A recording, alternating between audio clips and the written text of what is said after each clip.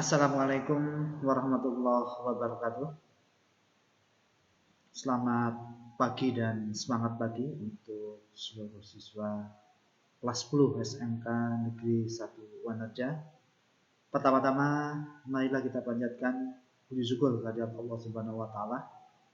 Alhamdulillah atas karunia-Nya kita pada hari ini masih diberikan satu kesehatan sehingga kita masih bisa beraktivitas sebagaimana mestinya, dan pada kesempatan ini kita bisa berkumpul bersama dalam rangka masa pengenalan lingkungan sekolah tahun pelajaran 2020-2021.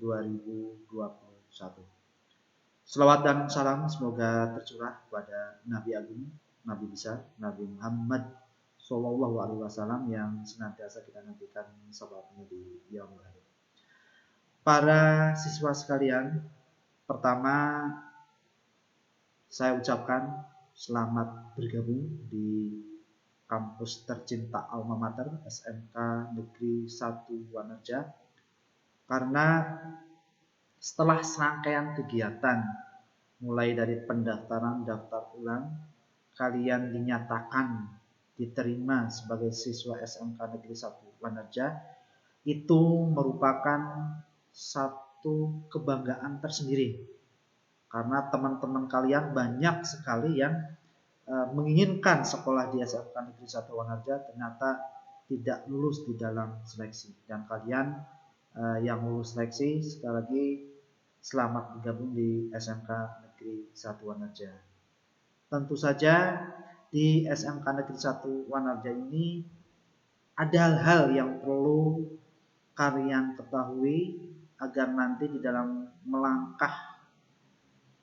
melaksanakan proses pembelajaran selama 3 tahun ke depan, kalian bisa melaksanakan dengan baik sehingga dari awal sampai akhir kalian bisa berjalan lancar, sehingga proses pembelajaran juga berjalan lancar, dan kalian juga bisa lulus nantinya sebagai siswa yang berprestasi, siswa yang berkualitas, siswa yang nantinya bisa menjadi output dan outcome yang membanggakan bagi Alma Mater SMK Negeri 1 Wanarja.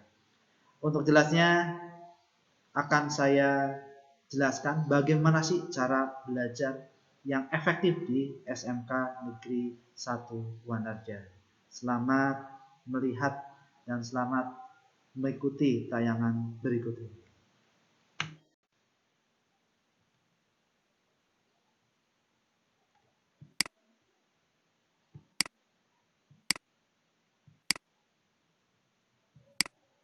Para siswa sekalian, bagaimana sih sebenarnya cara belajar efektif di SMK Negeri 1 Wanarja agar sekali lagi kalian nanti di dalam menempuh pendidikan di SMK Negeri 1 Wanarja bisa berjalan dengan lancar.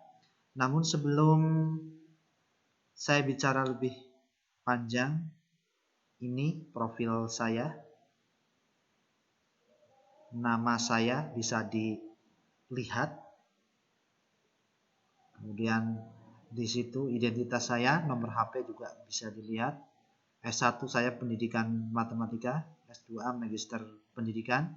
Kemudian jabatan saat ini sebagai wakil kepala sekolah bidang kurikulum. Jadi nanti kalian kalau terkait dengan proses pembelajaran, terkait dengan hal-hal akademik, nanti bisa berkomunikasi dengan saya. Jadi monggo ini sekali lagi HP bisa dicatat biar nanti kalian bisa berkomunikasi tentang hal-hal akademik di SMK Negeri 1 Wanarja. Kalau kalian lihat bahwa kelas 10 di SMK Negeri 1 Wanarja ini berasal dari SMP atau MTS yang bermacam-macam, sehingga di dalam proses penyampaian belajar atau proses pendidikan di sekolah masing-masing itu tentu saja menggunakan proses media ataupun sarana prasarana yang disesuaikan dari sekolah masing-masing. Sehingga mari di dalam pembelajaran di SMK Negeri 1 Wanarja ini kita samakan persepsi dulu. Jadi kalau kalian sudah masuk di SMK Negeri 1 Wanarja, hilangkan identitas masing-masing dari sekolah kalian. Jangan ada bahwa saya dari SMP A, saya dari SMP B. Tapi kalau sudah masuk di SMK Negeri 1 Wanarja, walaupun dari SMP A, SMP X, MTSY, MTSZ, bahwa kalian itu sama. Bahwa setelah masuk di kelas 10, itulah kalian itu siswa SMK Negeri 1 Wanarja. Untuk itu, hal yang utama kalian setelah kalian masuk di SMK Negeri 1 Wanarja itu, yang pertama adalah kalian rubah mindset terlebih dahulu. Rubah pola pikir kalian. Yang selama ini kalian selama 3 tahun ke belakang itu menempuh pendidikan di SMP dan MTS XY itu sudah ada pola-pola pikir bahwa prosesnya seperti ini, belajarnya seperti ini. Kemudian yang ke belakang itu kalian di dalam proses melaksanakan pembelajaran, belajar di rumah dan lain sebagainya juga sesuai dengan kebiasaan-kebiasaan kalian. Tetapi rubah mindset kalian bahwa pembelajaran di SMK Negeri 1 Wanarja itu sangat berbeda sekali dengan pembelajaran di SMP maupun di MTS. Hal yang urgent saja, hal yang utama kalau kalian lihat bahwa pembelajaran kalian di SMP atau MTS itu selalu bahwa pembelajaran itu berada di ruang kelas. Tetapi kalau kalian masuk ke SMK, bahwa pembelajaran ini nanti kalian tidak hanya berada di satu ruang kelas. Tetapi nanti kalian bisa moving dari satu ruang ke ruang lain. Dan bahkan nanti bahwa di SMK ini terdapat beberapa mata pelajaran yang menuntut kalian itu melaksanakan aplikasi secara real. Artinya di SMK ini nanti kalian dituntut untuk langsung terjun ke lapangan. Jadi kalau selama ini hanya teori di SMP, tetapi nanti kalau kalian sudah masuk ke SMK, ada teori, ada prakteknya. Bahkan lebih banyak praktek dibanding dengan teori. Dan di dalam pelaksanaan teori pun nanti kalian tidak berada di dalam satu ruang. Bisa aja nanti moving dari ruang 1 ke ruang 2 atau lain sebagainya. Dan yang jelas yang utama bahwa yang membedakan antara SMP dengan SMK tentu saja bahwa kalian itu ada jam prakteknya. Nanti di belakang saya jelaskan seperti apa. Itu yang pertama. Yang kedua, buatlah resolusi diri. Resolusi apa yang harus kalian buat? Resolusi yang kalian yakini dan itu bisa dijadikan parameter, bisa dijadikan acuan kalian di dalam melangkah di pembelajaran SMK Negeri 1 Wanarja. Resolusi apa yang harus kalian buat?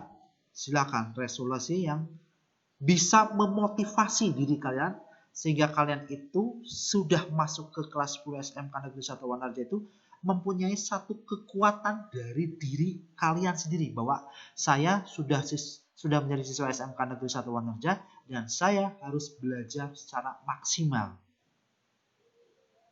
Resolusi dirinya apa? Bisa bahwa kalian itu harus misalnya disiplin waktu, belajar tepat waktu, dan selalu membuat schedule dan lain sebagainya. Silakan buat resolusi diri.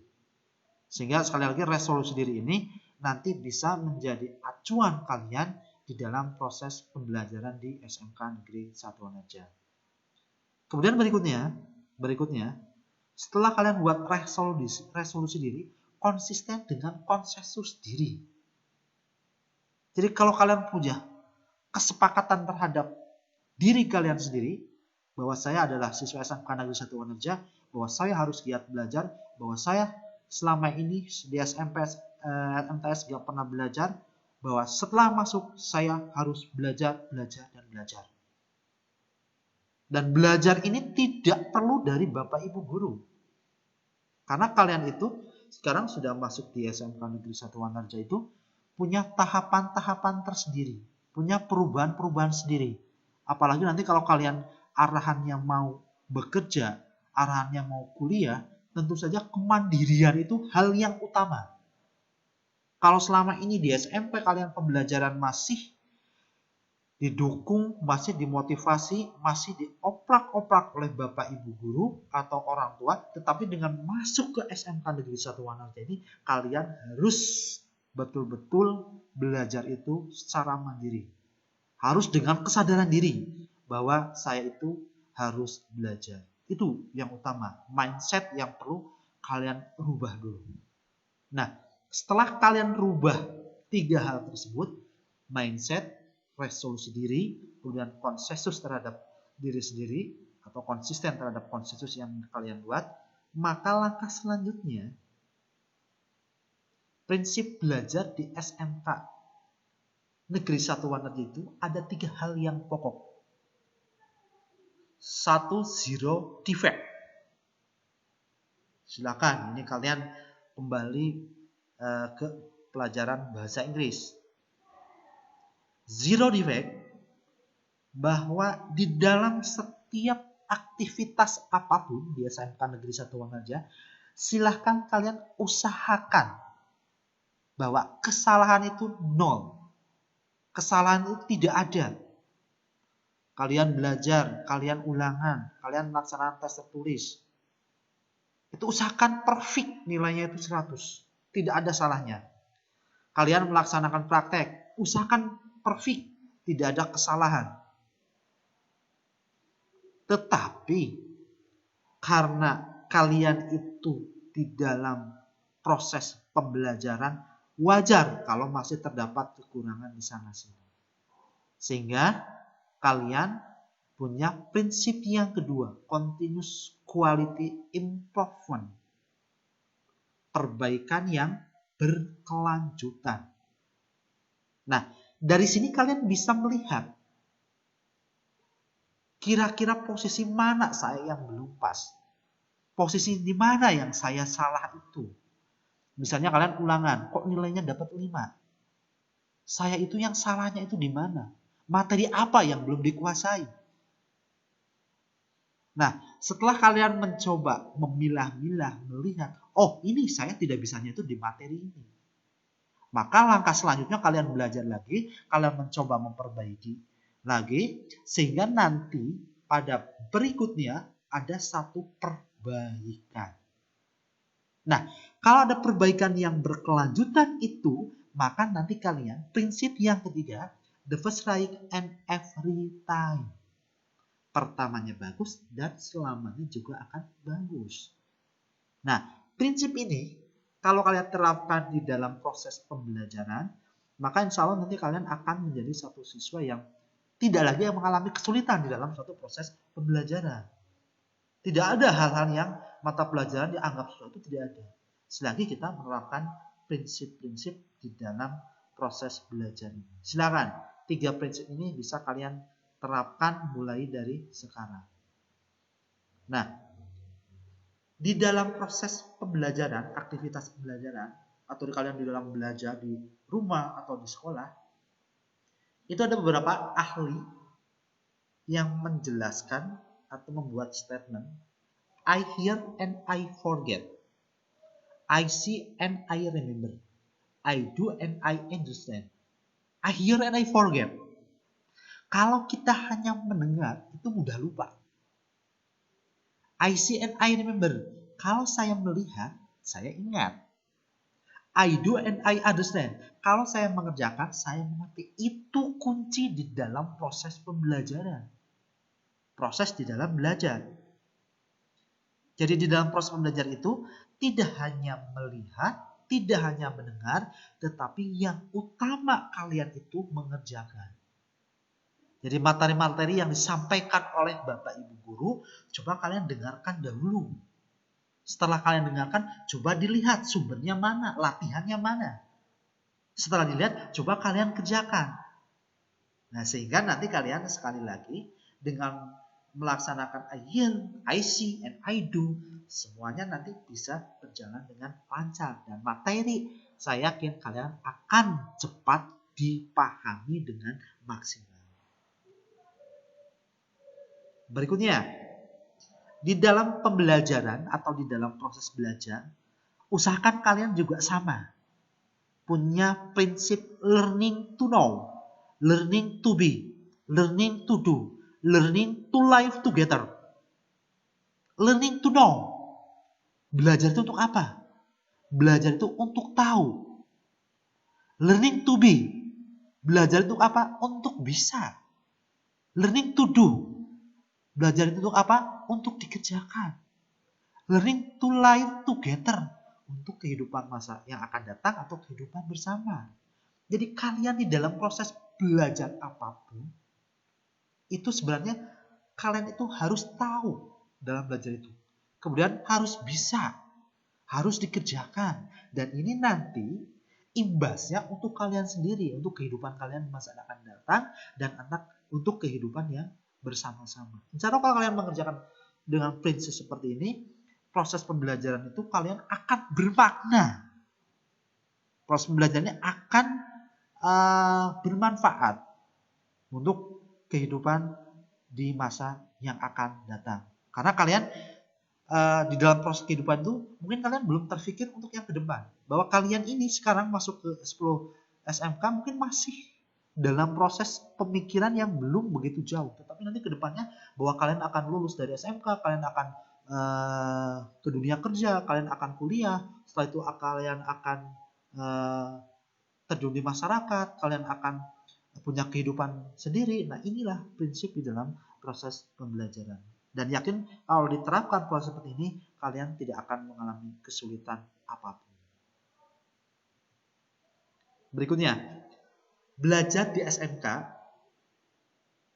walaupun sebenarnya SMK itu ada 4 tahun, tetapi kalau kita SMK di sini itu 3 tahun, mulai dari kelas 10, kelas 11, dan kelas 12. Nah, ini akan saya beri gambaran global. Sebenarnya aktivitas kalian di kelas 10, 11, 12 itu seperti apa, dan timing atau ring waktunya itu seperti apa, nanti akan saya jelaskan di sini.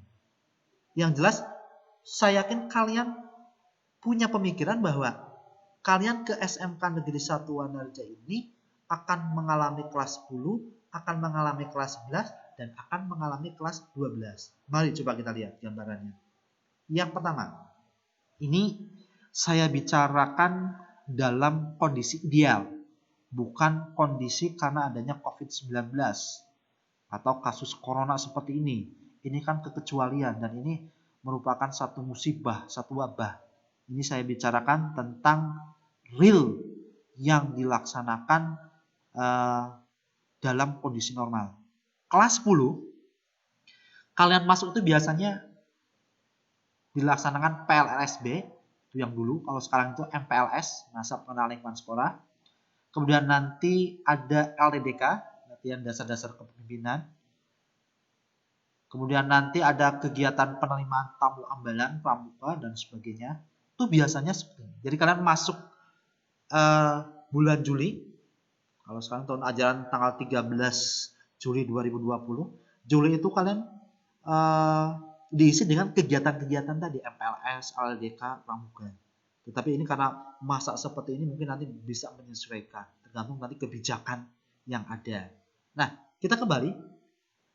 Dalam kondisi normal, kalian itu nanti masuk semester 1 itu face to face-nya, tatap mukanya, itu paling mulai awal Agustus tahun 2020 sampai dengan Desember 2020. Tetapi karena kondisi yang tidak normal sekarang ini, mungkin nanti ada peralihan, kalian setelah MPLS bisa langsung masuk ke proses pembelajaran. Nanti akan saya jelaskan di belakang. Ya. Jadi semester 1 itu hanya posisi 5 bulan efektif. Semester 2 Januari 2021 sampai Mei 2021. Kalian. Jadi kalau kita lihat di situ efektifnya 5 bulan. Itu kelas 10.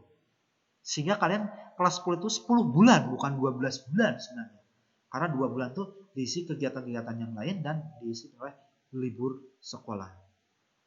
Kemudian kelas 11. Kelas 11 semester 3 kalian Juli 2021 sampai November 2021. Kurang lebih 5,5 bulan. Dan semester 4-nya untuk face to face itu hanya 1 bulan. Kalau ring bulannya itu Januari 2022 sampai dengan Mei 2022, tetapi di antara ring tersebut kalian nanti akan melaksanakan prakrin, akan terjun langsung di industri, akan mengaplikasikan ilmu-ilmu yang sudah diperoleh di sekolah. Dan nanti selama prakrin, kalian selain melaksanakan praktek-praktek di industri, juga kalian tetap dipantau oleh Bapak Ibu Guru dan tetap melaksanakan pembelajaran dengan Bapak Ibu Guru selama di prakrinan dengan melalui dunia maya.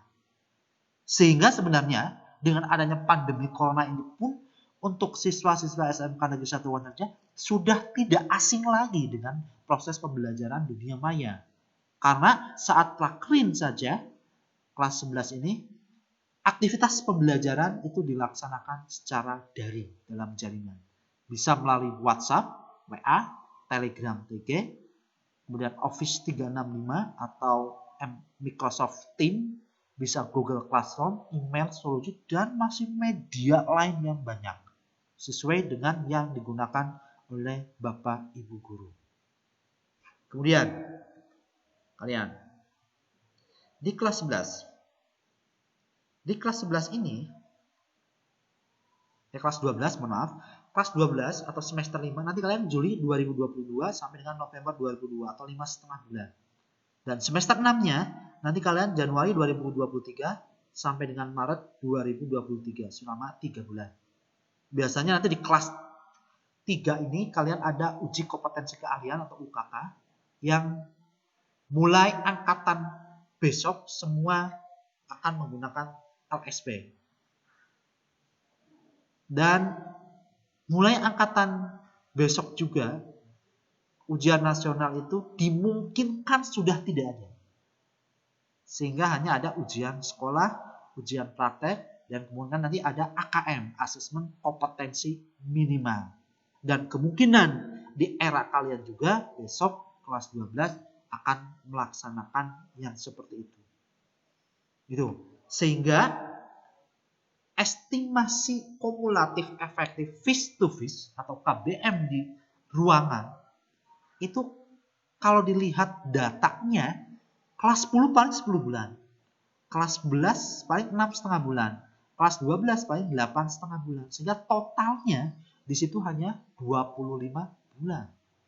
Coba kalian bayangkan, 36 bulan itu normal hitungan 3 tahun, ternyata kalian dengan 25 bulan itu sudah lulus dari SMK Negeri 1 Wanarja. Itu yang face to face atau tatap muka yang berada di ruangan atau berada di sekolah.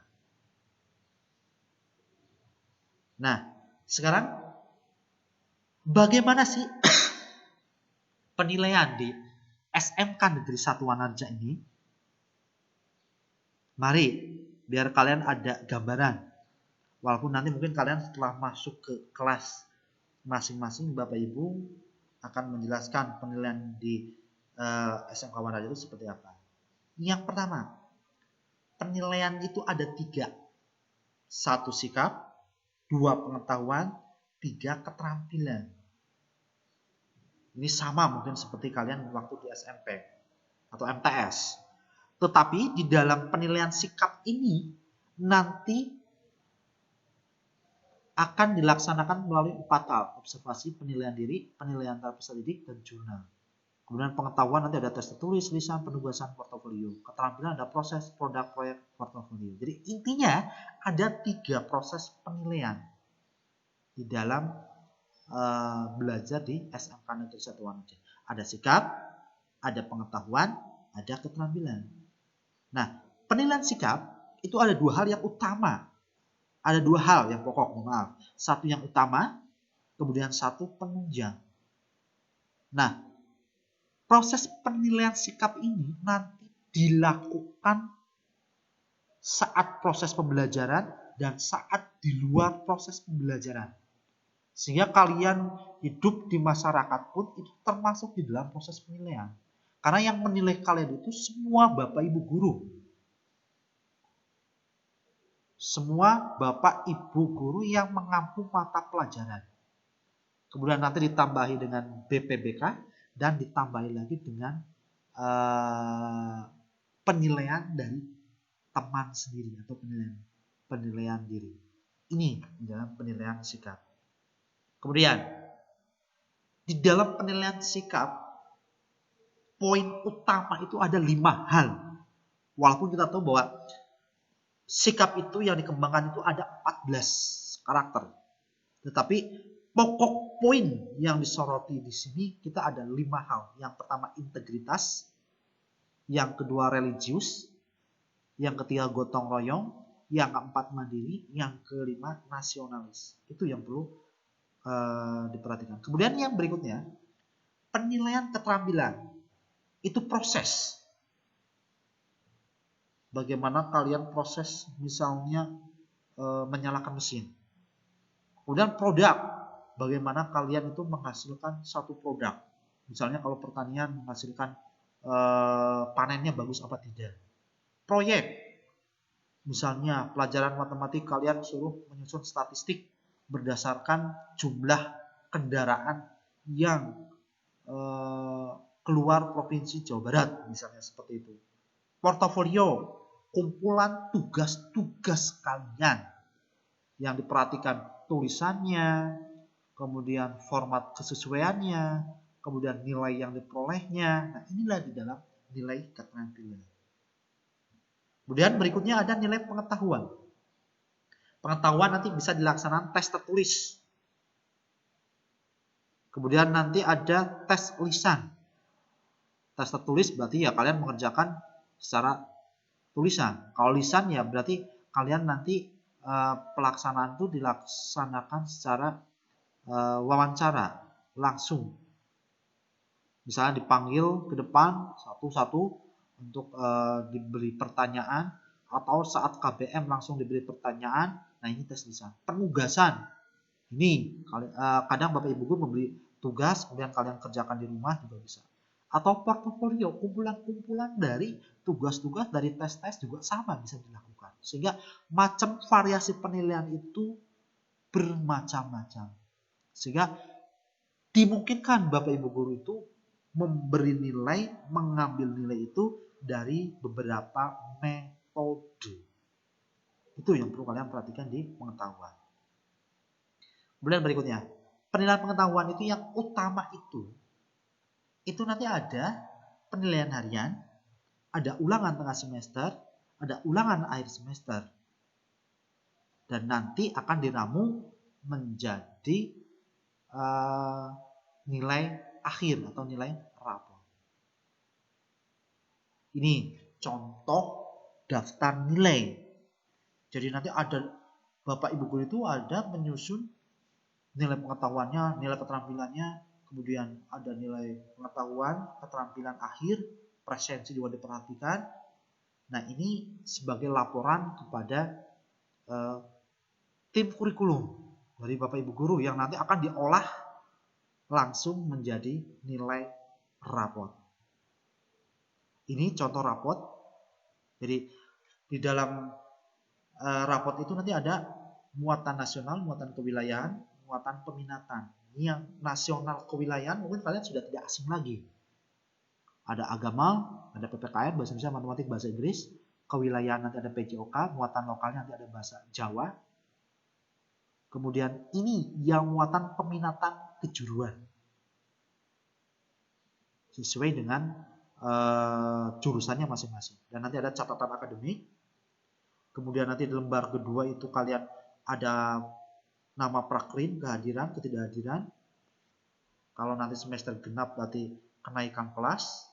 Kemudian lembar ketiga nanti kalian ada catatan atau deskripsi dari karakter.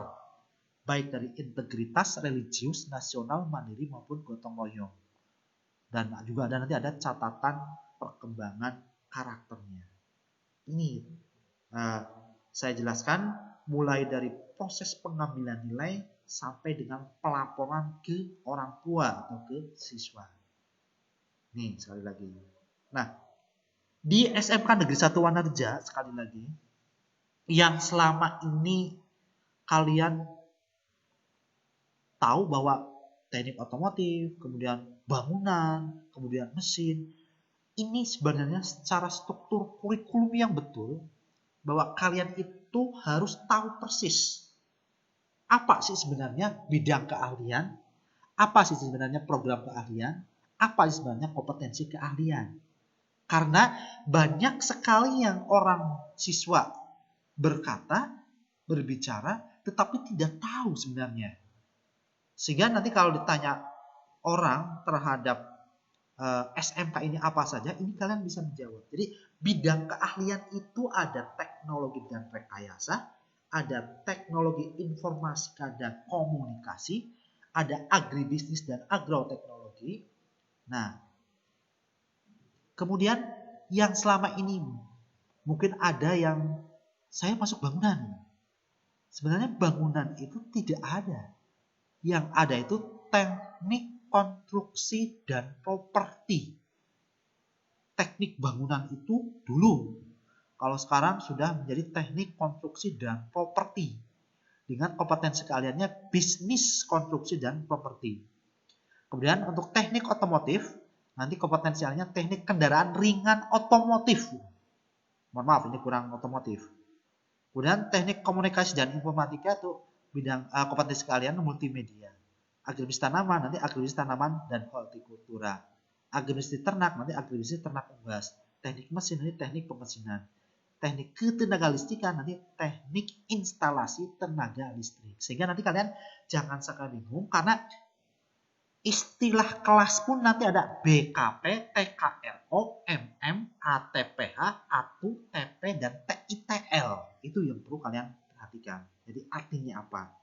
Sekali lagi, di kita itu ada 7 kompetensi keahlian. Jadi bangunan berarti bisnis konstruksi properti. Listrik berarti teknik instalasi tenaga listrik. Teknik otomotif berarti teknik kendaraan ringan otomotif. Kemudian TI berarti multimedia. Pertanian berarti agribisnis tanaman pangan dan hortikultura. Ternak berarti agribisnis ternak unggas. Kemudian mesin berarti teknik pemesinan. Itu istilah-istilah yang betul secara struktur kurikulum yang perlu kalian ketahui. Berikutnya, ini yang akan kalian tempuh selama 3 tahun untuk TKRO. Kalian bisa lihat, ada muatan nasional, muatan kewilayahan, muatan peminatan kejuruan, dasar program keahlian, kompetensi keahlian. Ini yang akan kalian ikuti. Jadi nanti, contoh-contoh saja ini.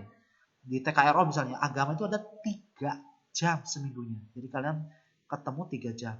Kemudian PPKN ada 2 jam dan seterusnya. Sehingga nanti seperti misalnya pemeliharaan mesin kendaraan ringan atau PMKR itu ada 9 jam. 9 jam. Jadi satu kali tatap muka kalian 9 jam. Biasanya yang paling banyak itu materi-materi yang terkait dengan produktif. Atau istilah kurikulum itu peminatan kejuruan C2 dan C3. Kemudian berikutnya di BKP. Ini juga kalian bisa dilihat. Mungkin kalian sekarang masih bingung, tetapi nanti seiring perjalanan kalian tidak akan bingung. Justru hal-hal yang semacam ini kalian akan dibutuhkan. Paling enggak sedikit membuka wawasan kalian tentang jurusan ini, tentang materi-materi yang akan diajarkan selama 3 tahun ke depan. Ini untuk teknik pemesinan. Ini kalau dihitung itu ada 12, 18, ada 20 mata pelajaran dari kelas 10 sampai kelas 12. Kemudian ini untuk TITL juga sama. Kemudian ini untuk yang multimedia, tuh satu mata pelajaran bisa 13 jam. Kemudian ini untuk ATPH. Kemudian ini untuk ATU. Nah, paling nggak kalian sudah punya gambaran. Apa sih materi yang akan diajari selama 3 tahun ke depan ini. Kemudian, alokasi waktu pembelajaran. Kalau terbiasa kalian mungkin di SMP sampai jam 1 atau sampai jam 2. Ini nanti di SMK itu kalian kalau sudah normal kembali, kalau proses pembelajaran sudah biasa, itu akan dilaksanakan mulai jam 6.45 sampai 15.50. Jam 7 kurang seperempat sampai dengan jam 4 kurang 10 itu maksimal. Tetapi nanti proses pembelajarannya menyesuaikan. Mungkin ada yang pulang lebih awal. Misalnya pulang jam ke-10. Berarti kalian pulang jam 14.45. Tetapi mayoritas ya di jadwal sampai jam 11, jam ke-11 atau jam 15.50. Jumat pun sama kalian. Kalau terbiasa di SMP, MTS mungkin Jumat itu setelah Jumatan pulang, tetapi kalau di SMK setelah Jumatan masih ada KBM sampai dengan 14.55. Ini contoh jadwal. Nanti kalian setelah MPLS selesai akan saya share jadwalnya dan kalian nanti bisa melihatnya. Ini jadwal didesain untuk PJJ. Kalau jadwal untuk yang reguler nanti ada lagi. Nah, sekarang yang sudah saya jelaskan tadi itu semua adalah proses pembelajaran yang dilaksanakan secara normal. Nah, sekarang pertanyaannya, bagaimana kalau dilaksanakan dengan kondisi pandemi corona atau pembelajaran jarak jauh? Ini yang akan saya jelaskan. Penyelenggaraan pembelajaran sesuai kebiasaan baru atau pembelajaran jarak jauh di era new normal akibat adanya COVID-19 untuk semester ganjil tahun pelajaran 2020-2021 adalah sebagai berikut. Berdasarkan edaran Menteri Pendidikan dan Kebudayaan serta edaran Dinas Pendidikan Provinsi Jawa Barat bahwa yang pertama yang jelas tahun pelajaran 2020-2021 dimulai hari Senin tanggal 13 Juli 2020. Tapi kalian 13, 14, 15 masih dalam tahap MPLS. Yang kedua, pembelajaran PJJ dilaksanakan mulai 13 Juli untuk kelas 11, kelas 12 sampai dengan tanggal yang belum ditentukan. Nah, ini yang perlu kalian ketahui bahwa di dalam proses pembelajaran ini, bahwa kita itu harus siap dengan situasi dan kondisi, harus siap dalam berbagai aturan-aturan baru karena sekarang ini aturan-aturan itu sangat cepat sekali berbeda. Mungkin minggu besok kalian bisa masuk kalau sudah ada zona hijau dan lain sebagainya, atau mungkin diperpanjang sampai Desember juga kita tidak tahu. Maka ketentuan yang ada sampai sekarang ini bahwa proses pembelajaran itu dimulai tanggal 13 Juli 2020 sampai dengan tanggal yang belum ditentukan. Sampai kapan Pak? Sampai nanti ada edaran lagi. Itu sekali lagi, jangan sampai, karena banyak sekali siswa yang bertanya, sampai kapan ini berakhir? Nanti menunggu edaran yang baru. Sementara kita masih melaksanakan pembelajaran jarak jauh. Nah, LMS atau Learning Management System yang digunakan oleh Bapak Ibu Guru itu di SMK Negeri 1 Wanan itu sangat bervariasi dan sangat banyak sekali. Nah, silakan nanti kalian sebagai siswa bisa menyesuaikan dengan LMS yang sudah dibuat oleh Bapak Ibu Guru. Di antaranya yang sederhana misalnya WhatsApp, kemudian ada Telegram, ada Google Classroom, kemudian ada Office 365, Edmonus, Schoology, blog, email, dan media LMS lainnya. Mungkin kalian beberapa media atau LMS ini agak asing di kalian, tetapi nanti bisa diikuti dengan seksama di dalam proses pembelajaran jarak jauh ini. Nah, di sini untuk akses komunikasi mempermudah kalian, silahkan coba kalian bergabung di grup Telegram SMK Negeri 1 Wanaja. Itu alamatnya bisa dicatat silahkan. Jadi GGGG Telegram _ siswa SMK Negeri 1 Wanaja. Ini silahkan masuk Karena kakak-kakak kelas kalian itu sudah bergabung di grup Telegram itu, dan kalian kelas 10 belum masuk, silahkan bisa masuk di grup Telegram tersebut. Karena nanti akses informasi yang secara individual itu nanti bisa terkirim lewat Telegram ini. Karena di samping nanti akan membentuk grup ketua kelas di grup WA, tetapi di grup Telegram juga nanti akan dibentuk grup siswa SMK Negeri 1 Wanarja dari kelas 10 sampai kelas 12. Dan silakan sekali lagi kalian bisa masuk, tinggal klik saja link ini, nanti klik join. Dan kalian silakan HP barangkali ada yang belum punya aplikasi Telegram, silakan bisa di install lewat Play Store. Kalian tulis Telegram, nanti diikuti langkah-langkahnya dan silakan nanti masuk ke link ini. Berikutnya, hal yang perlu diperhatikan di dalam PJJ, pembelajaran jarak jauh, sekali lagi. Yang pertama, pastikan mempunyai Android, HP, atau laptop yang bisa terkoneksi internet. Jadi karena kemungkinan PJJ ini masih lama, pastikan semua siswa itu punya Android yang bisa terkoneksi dengan internet. Yang kedua, pastikan ada koneksi internet di rumah. Karena ini sekali lagi kalian dimohon bahwa tetap stay at home, tetap berada di rumah, dan nanti pembelajaran akan dilaksanakan lewat dunia maya, sehingga kalian tinggal membuka HP saja, tidak usah kemana-mana lah. Kemudian yang ketiga, ikuti LMS yang dipakai guru, learning management systemnya. Apakah hanya grup WA, apakah hanya Telegram, apakah hanya Google Classroom, dan lain sebagainya. Yang keempat, komunikasikan dengan guru yang bersangkutan apabila ada kesulitan-kesulitan mengenai materi, tes tertulis, dan sebagainya. Kemudian, apabila ada kesulitan, bisa berkomunikasi dengan wali kelas masing-masing. Wali kelas nanti bisa di-share di grup Google Classroom yang sudah dibuat oleh panitia MPLS. Ini hal-hal yang perlu kalian laksanakan di dalam PJJ. Sekali lagi, kalian ingat, silakan stay at home. Jadi tetap berada di rumah. Karena sekolah saja sudah tidak boleh dengan aturan pemerintah dengan kondisinya seperti ini, maka kalian harus tetap berada di rumah. Dan silakan juga kalian untuk membiasakan perilaku sehat sesuai dengan protokol kesehatan. Jadi pakai masker kalau terpaksa harus keluar, jaga jarak, kemudian cuci tangan, kemudian etika batuk juga diperhatikan, kemudian gerakan hidup bersih dan sehat juga harus dilaksanakan.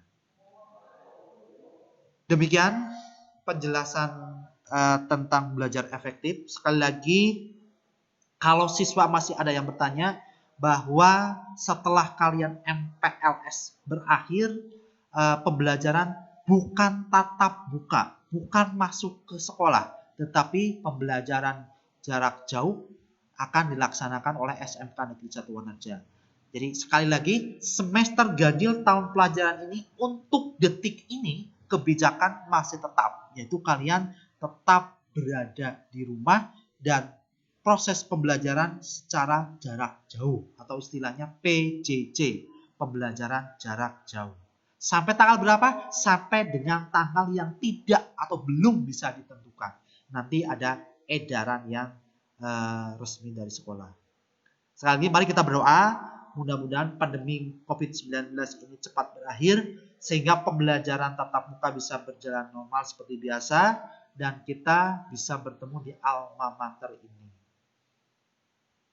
Dan sekali lagi saya ingatkan sebelum saya tutup, setelah MPLS kita tetap melaksanakan pembelajaran jarak jauh. Demikian yang bisa saya sampaikan, kurang lebihnya mohon maaf. Billahi taufiq wal hidayah. Wassalamualaikum warahmatullahi wabarakatuh.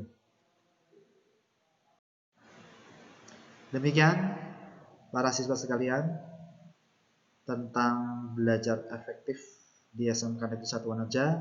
Mudah-mudahan dengan penjelasan tadi terbuka pola pikir kalian tentang apa sih itu SMK, bagaimana sih belajar di SMK, sehingga kalian nanti di dalam proses pembelajaran di SMK ini selama 3 tahun ke depan bisa berjalan dengan lancar, tidak mengalami kesulitan apapun, sehingga sekali lagi 3 tahun ke depan ini kalian bisa dilalui dengan baik, dilalui dengan enjoy, dilalui dengan penuh motivasi yang tinggi, sehingga pada akhirnya nanti kalian akan menjadi lulusan-lulusan SMK Negeri 1 Wanarja yang mempunyai kualitas yang baik.